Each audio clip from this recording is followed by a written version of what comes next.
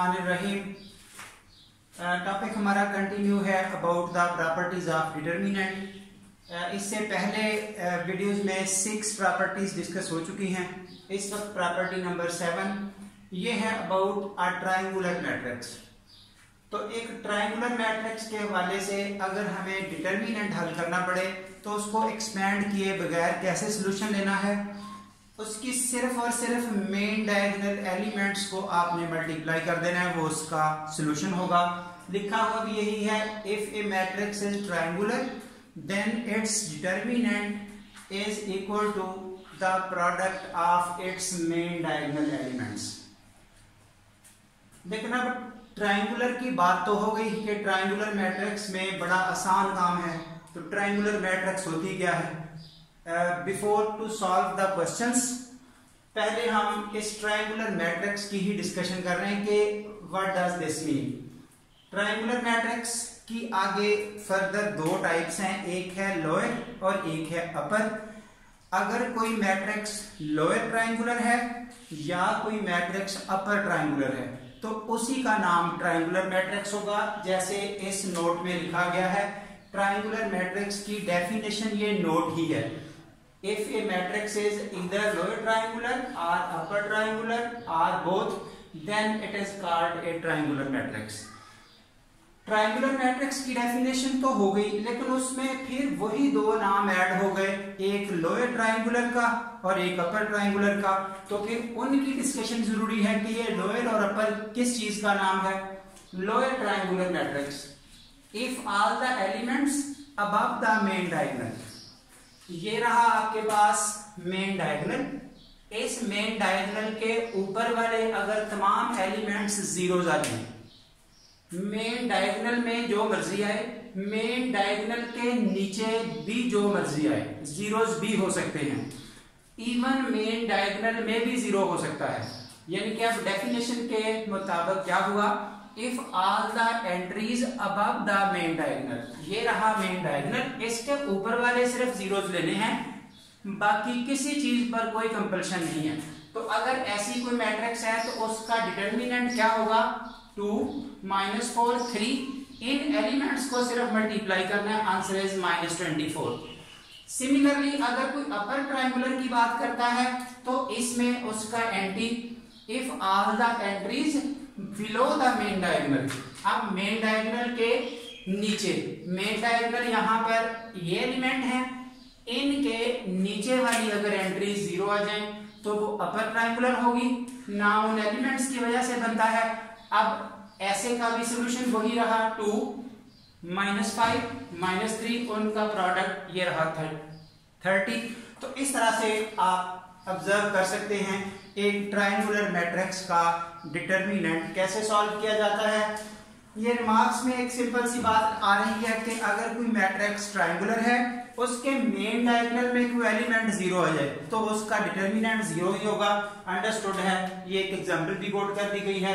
ये एक examples 3x3 की लिखी है। मसलन ये एक ट्रायंगुलर मैट्रिक्स, उसका डिटर्मिनेंट क्या होगा, x y z, main diagonal का प्रोडक्ट। ये I 4x4 का लिखा, ये यानी कि अपर भी है लोअर भी है। ट्रायंगुलर तो वो है ही, बेशक लोअर होती या अपर होती, बोथ होना जरूरी नहीं है।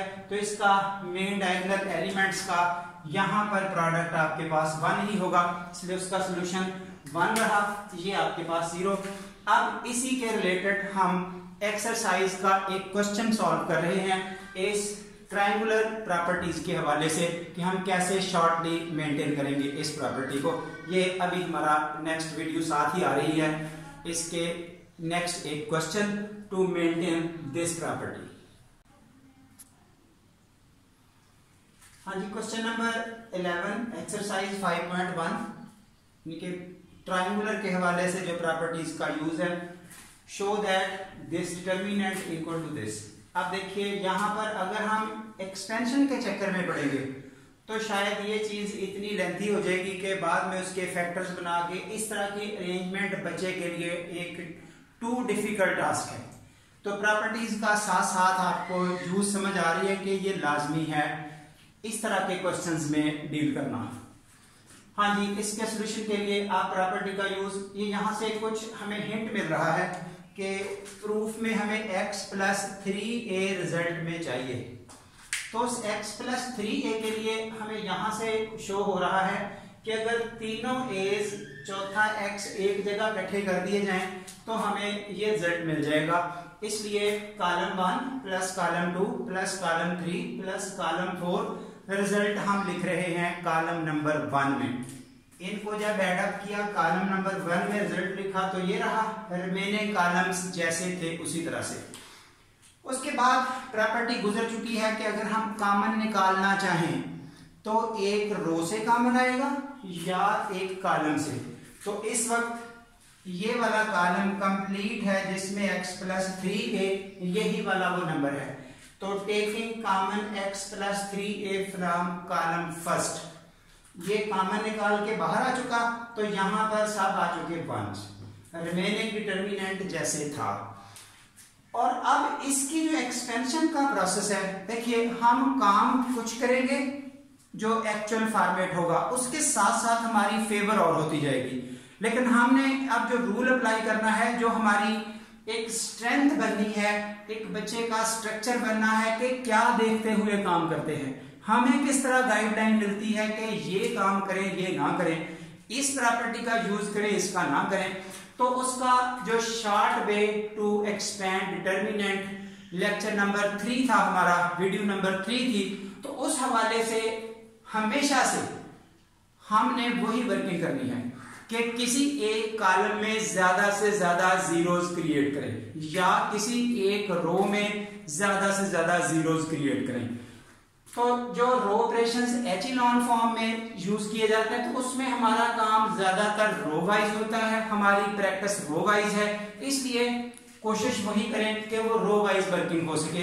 तो इस वक्त ये सारे कॉलम में जैसे एचेलॉन फॉर्म में वर्किंग करते हैं, इसके नीचे वाले अब जीरोस बनाए जा रहे हैं। तो कैसे जीरो बन सकते हैं, ये रो 1 का एलिमेंट यहां से यहां से यहां से सबसे माइनस कर दिया जाए, तो ये आपके पास ऑपरेशन लिखे गए हैं। और ऐसा करते हुए अब जब इस रो को यहां से माइनस करेंगे तो ये रिजल्ट, यहां से माइनस करेंगे ये रिजल्ट, यहां से माइनस करेंगे ये रिजल्ट।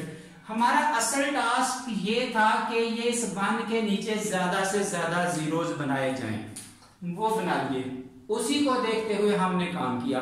लेकिन साथ साथ हमारी फेवर क्या हो गई, ये फेवर हो गई कि अब ये जब यानी कि हमने वो जीरोस कंप्लीट किए तो उसके बाद जो आउटपुट बनी वो ऐसी बन गई जो ट्रायंगुलर फॉर्मेट था। ट्रायंगुलर फॉर्मेट मींस इस मेन डायगोनल के या नीचे सब एलिमेंट जीरो आ जाएं या ऊपर या दोनों साइडों पे।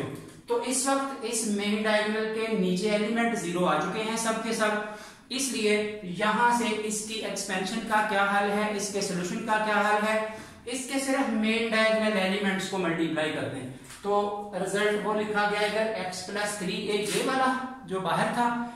इस डिटर्मिनेंट का सॉल्यूशन क्या है, 1 multiply by x minus a और x माइनस a, उन तीनों को मल्टीप्लाई कर दिया और वो मिलके ये आउटपुट बन चुकी। That is we were looking for, यही हमारी जरूरत थी जो हमें राइट हैंड साइड पर चाहिए थी।